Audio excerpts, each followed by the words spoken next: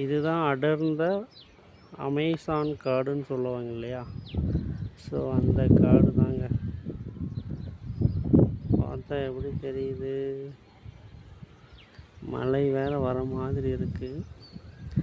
இந்த காட்டுக்குள்ளேயும் வீடு கட்டியிருக்காங்கன்னா பாருங்களேன், தெரியுதா? மேகங்கள் கருப்பாக இருக்குது.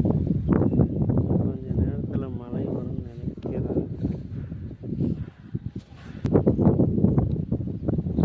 இது மாதிரி மரங்கள் அடர்த்தியாக இருந்தால் தான் மலைகள்லாம் வரும். நம்ம ஆளுங்க மரத்தையெல்லாம் போட்டு தள்ளிடுறாங்க. அதுங்க எப்படி அடர்த்தியாக இருக்கு.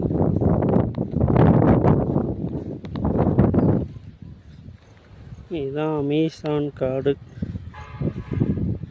இப்போ அந்த காட்டுக்குள்ள முதலைகள்லாம் இருக்கு, பாருங்க எப்படி இருக்கு. இந்த காட்டுக்குள்ள தண்ணீர்லாம் இருக்குது, தண்ணிக்குள்ள முதலைகள்லாம் இருக்கு. ஓகேவா? அதனால் நம்ம கிட்ட போனால் பிடிச்சிடும். அதனால் நாம் தூரமாகவே இருப்போம். ஓகேவா? இதுதான் அடர்ந்த வனப்பகுதி. அந்த வனப்பகுதியில் தான் நாம் இருக்கோம். சத்தம் போடாதீங்க, புலி சிங்கம்லாம் இருக்குது,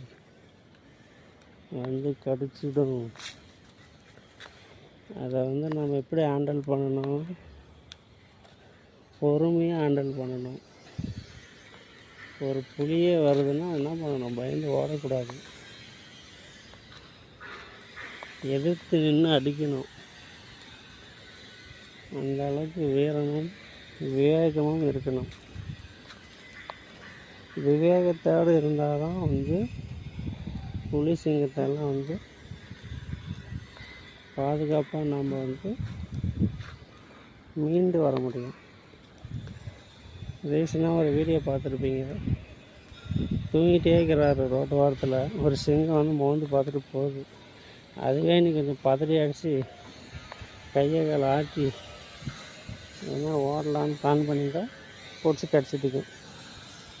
இதுதான் மேட்ரு. விவேகம் மெயினாக தேவை. என்ன தேவை?